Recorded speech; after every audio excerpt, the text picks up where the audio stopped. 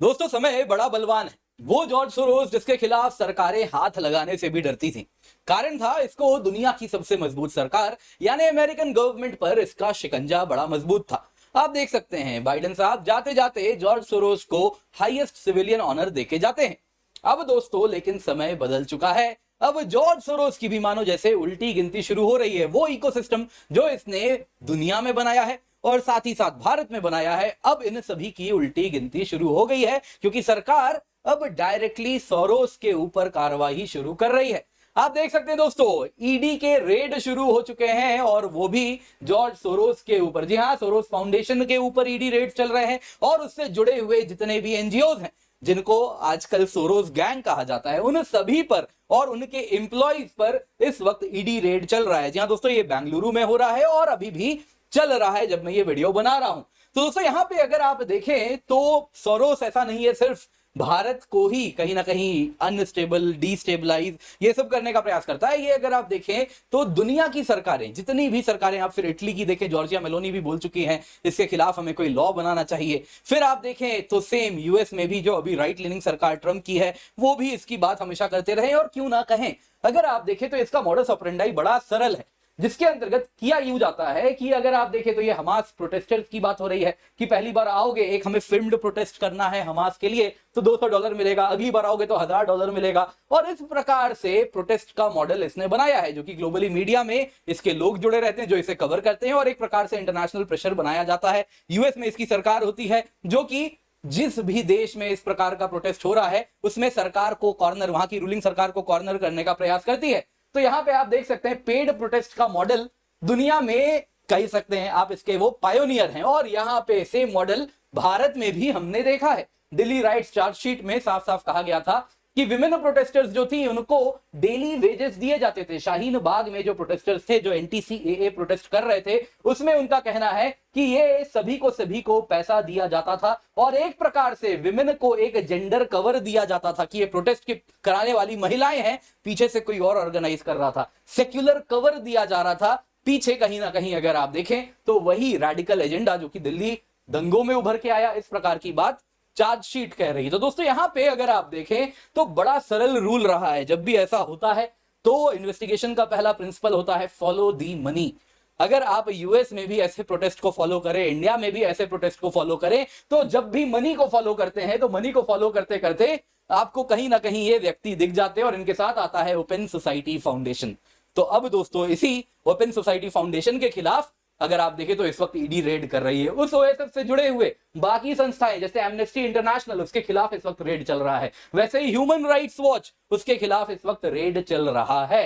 दोस्तों अगर आप देखें तो लग रहा है मानो जैसे ये वो गोल्डन अपॉर्चुनिटी है जब ये जो पूरा का पूरा इकोसिस्टम भारत में अपने जड़ों को मजबूत कर चुका है, इस वक्त उस जड़ को काटने का समय आ गया है। कहीं ना कहीं इस पेड़ के शाख और टहनियां तो हमने पहले ही काट दी थी लेकिन जड़ अभी भी मौजूद है। तो क्या हो रहा है आइए जरा आज जानते हैं और ये कैसे भारत में काम कर रहे हैं और कैसे अगर आप देखें तो जॉर्ज सोरोस ने भारत में अलग अलग तरीके से अगर आप देखें तो दबाव बनवाया है, वो सबको भी आइए आज कवर करेंगे। इससे पहले आगे बढ़े दोस्तों आपसे आपका केवल 30 सेकंड लूंगा।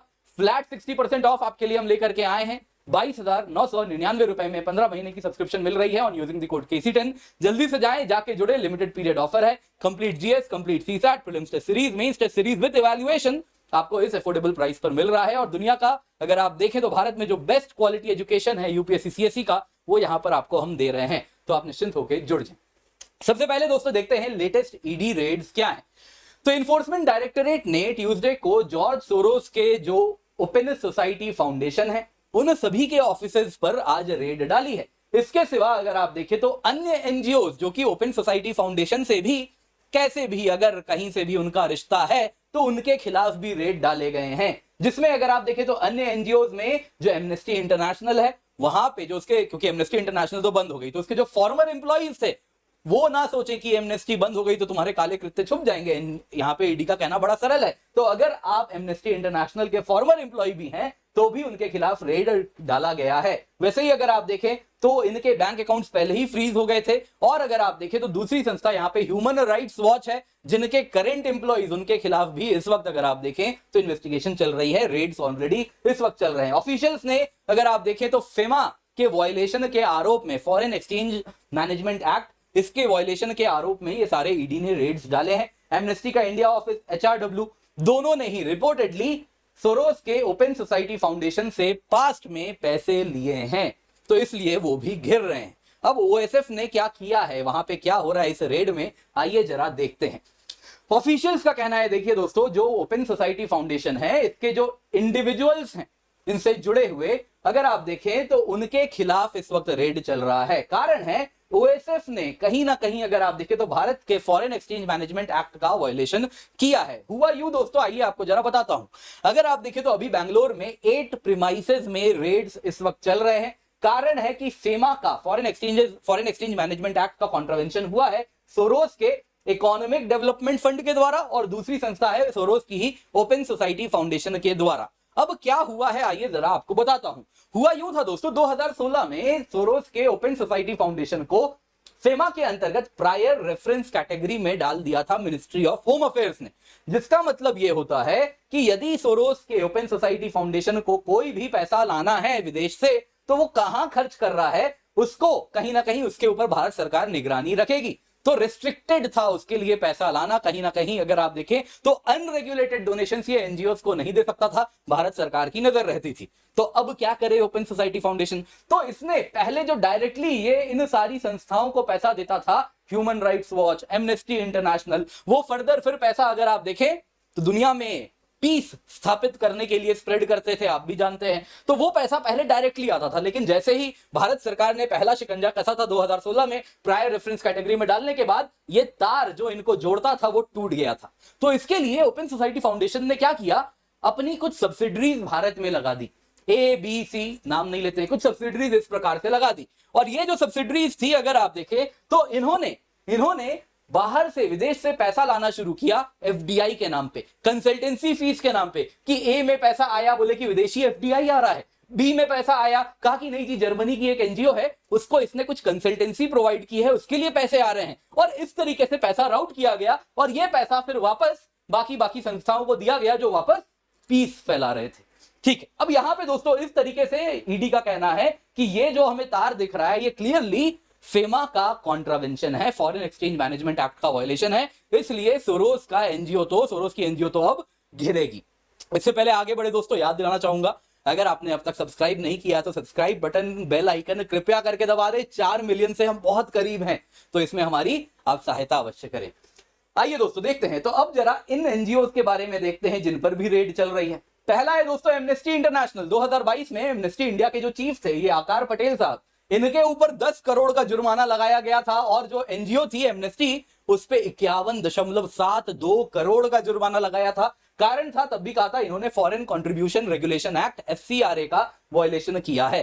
दोस्तों यहां पे अगर आप देखें 2020 में इनके बैंक अकाउंट्स फ्रीज हो गए थे। इसके सिवा 2018-19 में ईडी और सीबीआई दोनों ने ही इन्वेस्टिगेशन किया था, रेड किया था। उसके बाद FCRA लाइसेंस एमनेस्टी का कैंसिल कर दिया जाता है। कारण कहा जाता है कि FCRA के रूल्स का इन्होंने वायलेशन किया है, विदेश से पैसा लाए हैं, business transactions, consultancy fees FDI के रूप में, और इस तरीके से ये जो पैसा ला रहे हैं विदेश से, ये भारत के रूल के वायलेशन पे हुआ है। और भारत ने कहा क्लियरली, आप कितनी भी बड़ी एनजीओ क्यों ना हो, आपके तार सोरोस से ही क्यों ना जुड़े हो, अमेरिकन एस्टैब्लिशमेंट से ही क्यों ना जुड़े हो, अगर आप भारत के कानून को रिस्पेक्ट नहीं करेंगे तो शटडाउन तो करना पड़ेगा। और एमनेस्टी इंटरनेशनल इसके साथ बंद हो जाता है दोस्तों। ये लेकिन अभी भी इंडिया एक्टिविटी जारी रख रहा है। आप देखें तो विदेश से बैठ के ये कर रहा है सब कुछ। आप देखें तो एमनेस्टी ने सेपरेटिस्ट नैरेटिव जम्मू कश्मीर में चलाया है, रिपीटेडली इंडिया का जो एक्शन रहता है उस इलाके में उसको क्रिटिसाइज करता है, कहता था आर्टिकल 370 एब्रोगेट कर दिया, ये तो बहुत गलत हो गया, अरे भारत का हिस्सा है, भारत स्टेट बनाए, यूनियन टेरिटरी बनाए, लेकिन नहीं,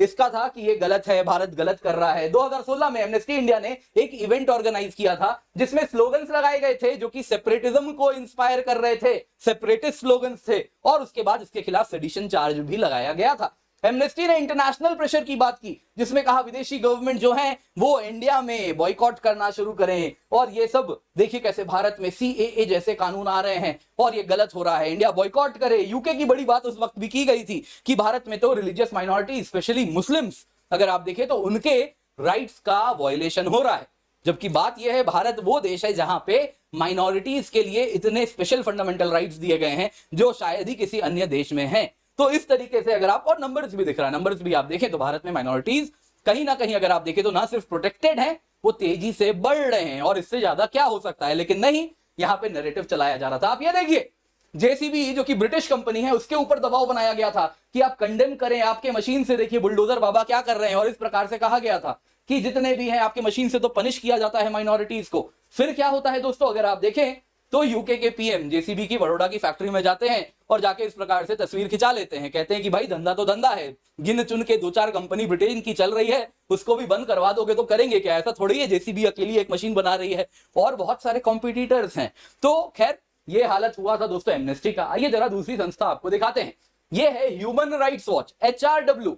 इसने तो आप देखिए, इनका ये वेब पेज है जिसमें ये मणिपुर और ये सारी बातें करते हैं। जो ह्यूमन राइट्स वॉच छापता है, पाकिस्तानी अखबार इसको छापते हैं कि CAA को लेकर भारत में जो क्या हो रहा है, बहुत ज्यादा क्रिटिसिज्म किया गया था। आगे जरा सुनिए, यहाँ पे HRW ने वेस्टर्न पावर्स को कहा था कि चाइना से इंडिया सप्लाई चेन शिफ्ट ना करें China+1 के अंतर्गत, क्योंकि चाइना और भारत में ज्यादा अंतर नहीं है। भारत में भी सिस्टमिक डिस्क्रिमिनेशन होता है रिलीजियस माइनॉरिटीज का, पीसफुल डाइसेंट को रोका जाता है, टेक्नोलॉजी के द्वारा फ्री एक्सप्रेशन को सप्रेस किया जा रहा है। तो भारत भी चाइना है, तो यहां पर फॉरेन इन्वेस्टमेंट ना लाएं। बाकी इंडिया की जो पॉलिसी है जम्मू कश्मीर में आर्टिकल 370 जैसी चीजें, इसको ये अगर आप देखें तो विदेश में जा जाके कहीं ना कहीं अगर आप देखें तो एजेंडा अपनी झूठी नैरेटिव वगैरह फैलाते हैं। वैसे यूआपा, आफपा, इन सारे लॉज के खिलाफ भी झूठा एजेंडा ये विदेश में फैलाते रहे हैं। तो क्लियरली ये रडार में तो काफी समय से चल रहे थे। पर दोस्तों यहां पे अगर आपको देखना होगा तो ये सब छोटी मोटी संस्थाएं, इनको पावर जो कर रहा है वो सोरोस है। सोरोस अगर आप देखें तो इस प्रकार से ग्लोबल पॉलिसी मेकिंग में घुस गया है कि अगर आप देखें तो यहाँ पे डिसइंफो लैब ने बड़ा ही डिटेल्ड इन्वेस्टिगेटिव जर्नलिज्म किया है। आप चाहें तो उसको जाके देख सकते हैं कि किस प्रकार से सोरोस अलग अलग जगह पे किस तरीके से एंटी इंडिया काम करता रहता है। आप कोई भी एंटी इंडिया नैरेटिव देख लीजिए, फिर उसके तार अगर आप देखें तो मुस्लिम ब्रदरहुड से लेके Islamic society of north America से लेके फिर हर्ष मंदार की बात की जा रही है। वैसे ही आप देखें तो अलग अलग संस्थाएं, सभी के तार किस प्रकार से सोरोस से जुड़े हैं। आप जाके डिसइंफो लैब को एक बार चेक कर सकते हैं, काफी जबरदस्त तरीके से उन्होंने कवर किया है। तो इंडिया में USCIRF अगर आप देखें तो उसने इंडिया को ब्लैकलिस्ट कर दिया था 2020 से 22 के बीच में। USCIRF क्या है? US commission on international religious freedom, US का है ये। अब अगर आप देखें तो ये जो USCIRF की जो फॉर्मर, यहां पे अगर आप देखें इसके पीछे किसने इतना रोल प्ले किया, तो वो थी उसकी कमिश्नर उस वक्त की अनुरिमा भार्गव। अनुरिमा भार्गव ने बहुत बड़ा रोल प्ले किया इंडिया को ब्लैकलिस्ट करवाने में और कहा कि इंडिया के खिलाफ सैंक्शंस लगवाए जाएं यूएस के द्वारा। अब यूएस सरकारी संस्था है वो तो, यूएस कांग्रेस की द्वारा। तो यहां पे अगर आप भार्गव देखें जिसने ये सारा कार्य किया, वो भार्गव 2016 फेलो हैं ओपन सोसाइटी फाउंडेशन की। लाइकवाइज जो कैंपेन्स चलते हैं इंडिया को फासिस्ट स्टेट बनाया जाए, उसको चलाने वाली संस्था हिंदूज फॉर हायर सिंस 2019 है। हिंदूज फॉर हायर ही रन कर रही 2019 से। इसकी को फाउंडर सुनीता विश्वनाथ, ये भी एक्स एसोसिएट डायरेक्टर है सोरोस रिप्रोडक्टिव हेल्थ फेलोशिप की। आगे सुनिए, रफाल डील। रफाल डील में कहीं ना कहीं इंडिया में जब रफाल आने वाला था, कहीं ना कहीं चाइना भी परेशान, पाकिस्तान भी परेशान, और भारत में भी अगर आप देखें तो कुछ लोगों को बड़ी तकलीफ हो रही थी। उसके बाद क्या होता है, इसके ऊपर लगते हैं करप्शन के चार्जेस कि रफाल डील में करप्शन हुआ है, और उसके बाद मामला सुप्रीम कोर्ट में जाता है और फिर सुप्रीम कोर्ट में क्लीन चिट मिलता है। लेकिन ग्लोबली रफाल डील को कहीं ना कहीं इस प्रकार से प्रेशर बनाया जाता है कि भारत उसके साथ आगे ना बढ़े। तो ये जो करप्शन का एक्यूजेशन आया था, वो आया था क्योंकि फ्रेंच एनजीओ थी शेरपा एसोसिएशन, जिसने ये कंप्लेन फ्रांस में फाइल किया था, और शेरपा एसोसिएशन को भी पैसा देने वाला ओपन सोसाइटी फाउंडेशन। तो दोस्तों एक बात समझना होगा, ये ओपन सोसाइटी फाउंडेशन बहुत ही बुरे तरीके से कहीं ना कहीं एंटी इंडिया काम करता रहा है। लेकिन अब तक भारत बस और बस समय खरीद रहा था, लेकिन अब फ्रंट फुट में समय आ गया है जब हम ओपन सोसाइटी फाउंडेशन के जो जड़ें हैं, जो उसकी जड़ें हैं, जिसको काटने का समय अभी आया है। क्योंकि लाइकवाइज सिर्फ इंडिया नहीं, आप इटली ले लीजिए, यूएसए ले लीजिए, जहां जहां टुवर्ड्स दी राइट लीनिंग सरकार है, वो सभी के खिलाफ ओपन सोसाइटी फाउंडेशन मोर्चा खोले बैठा है। ये इतना शक्तिशाली इसलिए हो रहा था क्योंकि यूएस डेमोक्रेट्स की जो संस्थाएं थी वो इसे पावर कर रही थी। यूएस एड से ओपन सोसाइटी फाउंडेशन को पैसा राउट किया जाता था, जो कि ये सारे कार्य के लिए पैसा डाल रहा था। आज यूएस में ही इसके खिलाफ जब काम शुरू हो चुका है, तो ओपन सोसाइटी फाउंडेशन तो बड़ा कमजोर होता हुआ दिख रहा है। तो यही समय है जब इसकी जड़ों को काटा जाए, तो क्लियरली इंडिया उसी तरफ आगे बढ़ता हुआ दिख रहा है। तो ये जो इकोसिस्टम इनका बना हुआ है सोरोस के द्वारा, अब उस पर काम चल रहा है। बाकी आप क्या कहना चाहेंगे अवश्य हमें कमेंट में बताइएगा। वीडियो लाइक करना, शेयर करना बिल्कुल भी ना भूले। बाकी दोस्तों आपके लिए फ्लैट 60% ऑफ है। आप देख सकते हैं 22,999 रुपए में 15 महीने की सब्सक्रिप्शन मिल रही है on using the code KC10। तो आप निश्चिंत होकर जुड़े, complete GS, complete CSAT, prelims test series, mains test series with evaluation, 1-on-1 mentorship आपको मिलेगी अगर आप आइकनिक लेते हैं, आइकनिक सब्सक्रिप्शन लेते हैं। बाकी इतनी सारी चीजें आपको मिल रही हैं केवल और केवल 22,999 रुपए में। तो निश्चिंत होकर आप जुड़ सकते हैं और इस नंबर पे आप कॉल यहां पर कर सकते हैं अगर आपको कुछ भी और जानना हो तो। इसके सिवा दोस्तों फ्री यूपीएससी क्लासेस चल रही है, हमारी स्पेशल क्लास फेस्टिवल है, तो जल्दी से जाएं, जाके जुड़े। आपके लिए फंडामेंटल स्ट्रेटेजी सब कुछ यहां पे हम कवर कर रहे हैं। इसके सिवा academy civil services championship test है 23 मार्च को सुबह 11 बजे, शाम को 5 बजे दोस्तों मेगा टेस्ट है। आईपीएल बॉक्स टिकट्स मिलेंगे आपको अगर आप अच्छा परफॉर्म करेंगे, आईपैड है, सैमसंग टैबलेट्स हैं, स्मार्ट वॉचेस हैं, तो इसको अपने हाथ से जाना नहीं रहे। 100% स्कॉलरशिप तो आपको हम दे रहे हैं इस टेस्ट में अच्छा परफॉर्म करने पे, तो निश्चिंत होकर आप अवश्य जुड़े।